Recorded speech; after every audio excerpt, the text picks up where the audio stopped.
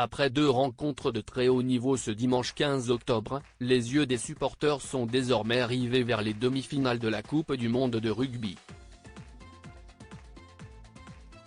Les choses sont désormais actées, on connaît les 4 équipes qui seront à l'affiche des 2 demi-finales de la Coupe du monde de rugby 2023. Organisée en France, la compétition a vu son lot de surprises s'accumuler au fil des nombreuses semaines. À travers tout l'Hexagone, de Paris à Marseille, en passant par Lille, Lyon, Saint-Étienne, ou encore Nice, les supporters de tous les pays sélectionnés ont fait vibrer les stades. Il reste encore quelques jours pour se remettre des émotions du week-end avant un véritable choc des titans.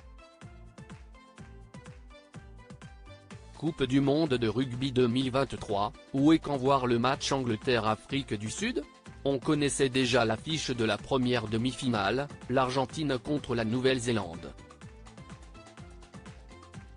Celle-ci aura lieu le 20 octobre prochain à 21h et sera diffusée sur TF1.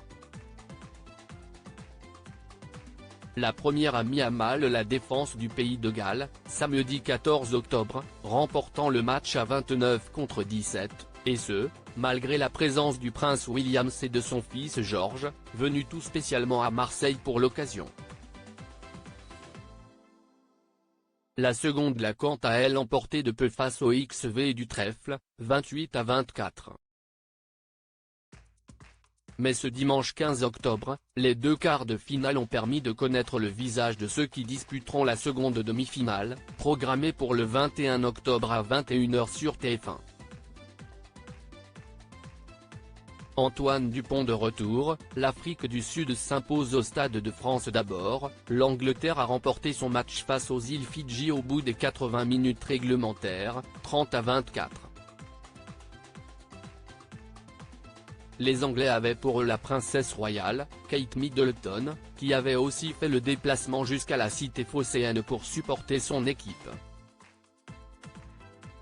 La chance a donc été au rendez-vous, ce qui n'a pas manqué de ravir les fans venus spécialement pour l'occasion au stade Vélodrome. Mais surtout, ce dimanche soir, c'était la rencontre entre la terrible Afrique du Sud et la France. Alors qu'Antoine Dupont revenait dans la course après sa blessure, les amateurs du ballon ovale ont été subjugués par le niveau de jeu. Si les regards étaient rivés sur les performances du capitaine du 15 de France, cela n'a pas empêché quelques belles envolées des 2 côtés. À l'issue de la rencontre, qui s'est déroulée au Stade de France, c'est finalement l'Afrique du Sud qui s'est imposée au grand dam des supporters français présents, 29-28. Le programme télévision vendredi 20 octobre 21h, Argentine-Nouvelle-Zélande sur TF1 samedi 21 octobre 21h, Angleterre-Afrique du Sud sur TF1.